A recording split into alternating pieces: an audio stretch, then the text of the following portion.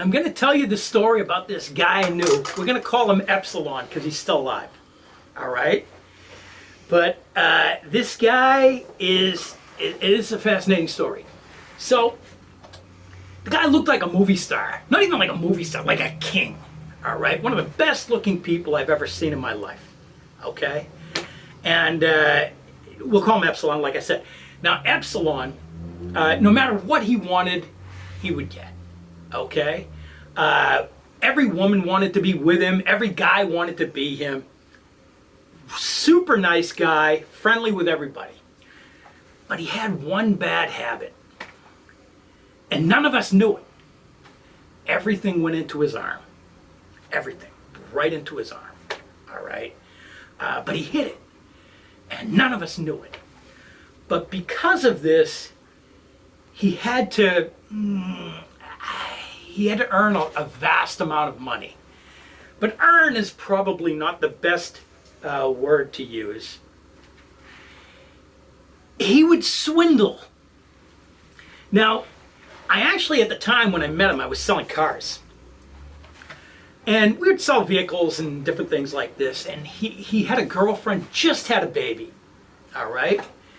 And so he went out and he leased himself a minivan. So he had this minivan, and we didn't know he had this history behind him. So we'll go back about, 10 years. So before the Iraq War, he had joined the National Guard. At that time, for one reason or another, they weren't really big on doing drug tests.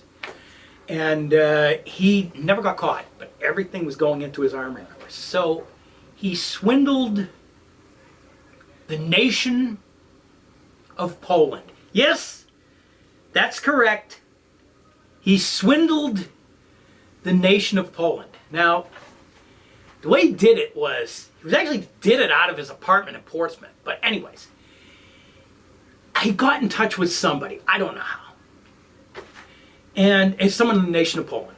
And he was selling them this high tech, all this convoluted high tech. And they were buying it. In fact, they bought $90,000 worth of it. And he had fake documentation, and he had fake permits and fake everything. And he'd take old computers and make it look new and everything. And he turns around and he sells it to the nation of Poland. Well, needless to say, the nation of Poland figured it out. They figured out they're getting swindled. So they contact the FBI. And his world begins to collapse. Okay? It just begins to. So, he's not thinking much of it at the time. He gets caught, thinks he's going to jail. But he was in the National Guard at the time. And the war in Afghanistan starts. Okay? So what they did was they activated him. And he gets sent over to Afghanistan. Now, I don't know if he was an officer or an enlisted man, but I know he was in communications. In any event, he's over there, serves with distinction. Does a really good job. Okay? And the case kind of goes away. And as long as he's not on the straight and narrow, they're going to kind of let him slide. So he's doing good. He's working with us. We're making money. He comes back. And then one day, his demons caught up with him again. He needed a fix. So he went to Lawrence, Mass. In the minivan that he leased, with the kid in the back of the minivan, and he scores some drugs, and he inoculates himself while driving in the minivan. Needless to say, it did not go well.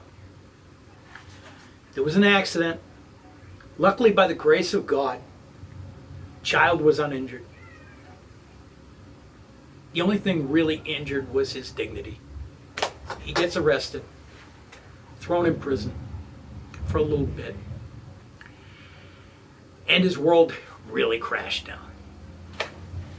But that's the story of EPSILON, the man who swindled the nation of Poland. Now, it was a pretty scumbag move to shoot up drugs while you got a kid in the back. But I always liked the guy. He was a good friend of mine. He's still alive. doing well.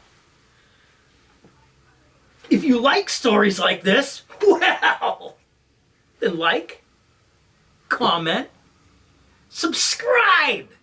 ShandaBear out.